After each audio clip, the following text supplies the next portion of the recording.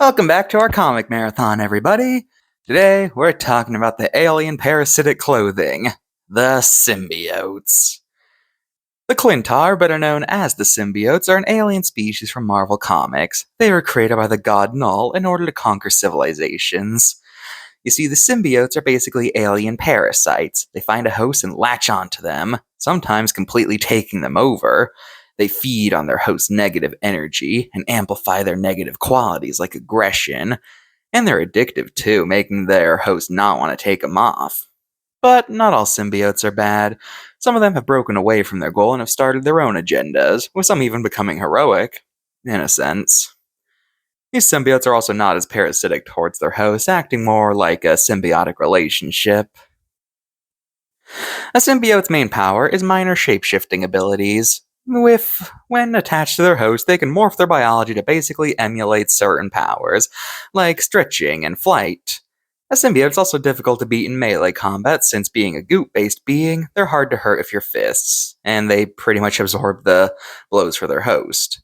Also, symbiote hosts have long fangs and big old tongues, which they can use to devour others. They're not picky either, even willing to resort to cannibalism and eat other symbiotes. But this species has two main weaknesses: subsonic sounds and extreme heat, both of which cause them to lose grip to their host, and thus making it easier for them to take it off.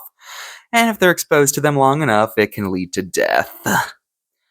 The symbiotes were introduced during the Secret Wars event. During this time, Spider-Man's iconic costume ended up getting destroyed, but he comes across a black ball of goop. When he touches it, it bonds to him, giving him a new black suit. First, everything seems good. This suit can make its own webbing, so Spidey never has to make any more. It can take the form of any clothing, so he can always have something to wear. And it seems to possess like an infinite amount of storage, so he can keep anything in it. But things start going amiss when Spidey starts feeling weirdly exhausted in the mornings for unknown reasons. It turns out that this is because the suit had been using him while he slept to fight crime. Now, this was really starting to freak him out, understandably, so he gets test run on the suit and finds out it's alive and an alien, so he gets to get rid of it, which he accomplishes by going to a church and standing directly under its bells, which ends up driving the symbiote away.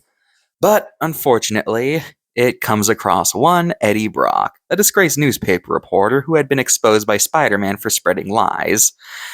And it latches onto him. Since both parties had a hatred for Spider-Man, they ended up being a perfect match. And thus, the most famous symbiote of all, Venom, was born. Thanks to Venom possessing the memories of being attached to Spidey, Eddie now knew who Spider-Man was. And now he had the power equal to Spidey. And to make matters worse for the web slinger, because of the time he had spent attached to this suit, it made it so that his Spidey sense, which usually alerts him to danger, doesn't recognize Venom as a threat, meaning he's one of the few people who can do genuine surprise attacks on him. Venom continued to be a thorn in Spidey's side for a while after this, but eventually he mellowed out a bit and decided that he would become a hero. Unfortunately, he's one of those ends justify the means types, so while performing heroic actions, he would often do a lot of harm if it got him to his goal.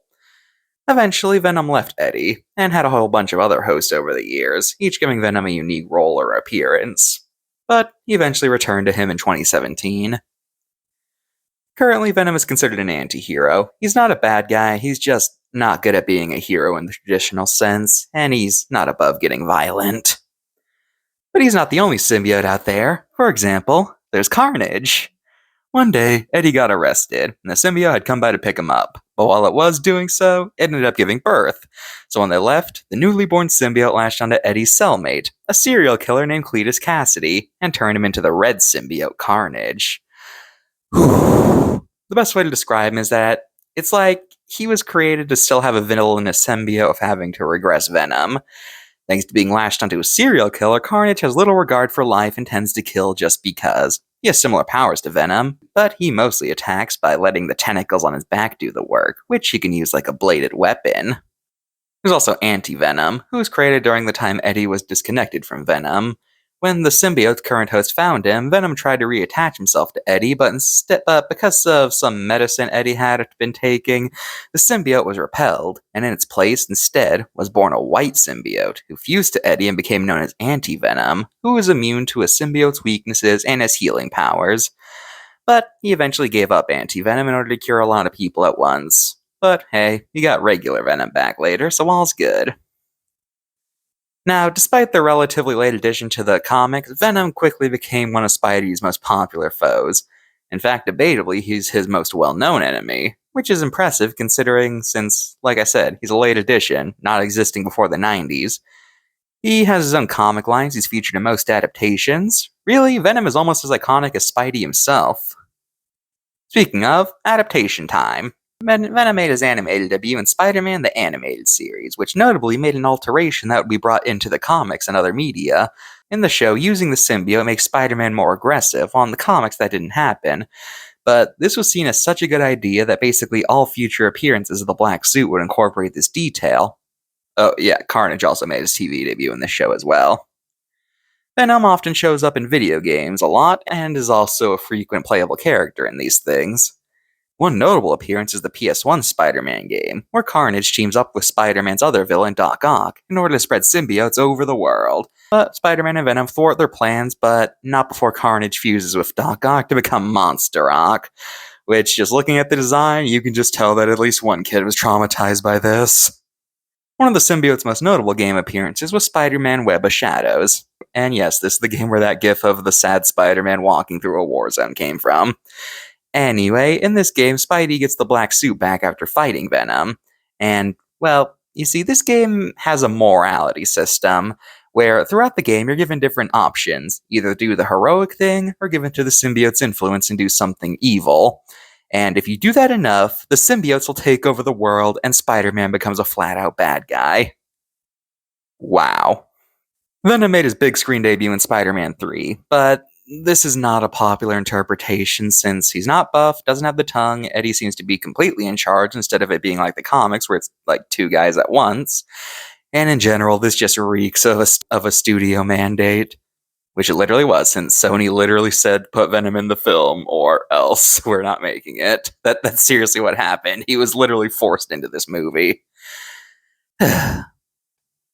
But eventually Venom made a big screen comeback when he got his own movie with 2018's Venom, which is part of Sony's weird plan to make a cinematic universe of Spider-Man characters without actually having Spider-Man. Yeah, nobody gets why they're trying to do this either. But anyway, the sequel introduced Carnage, while the first film had Venom fight the more obscure character Riot, who has so little to talk about that I didn't even want to talk about him. This Venom also made a brief appearance in the MCU during the events of No Way Home, where before he got sent back to his dimension, he left a drop of symbiote goo behind. It's still too soon to see what will come of this, but hey, who knows. And recently, Venom was the main antagonist of Spider-Man 2 for PS5. Well, that's symbiotes for you. The creatures that could give you cool powers, but will most likely ruin your life.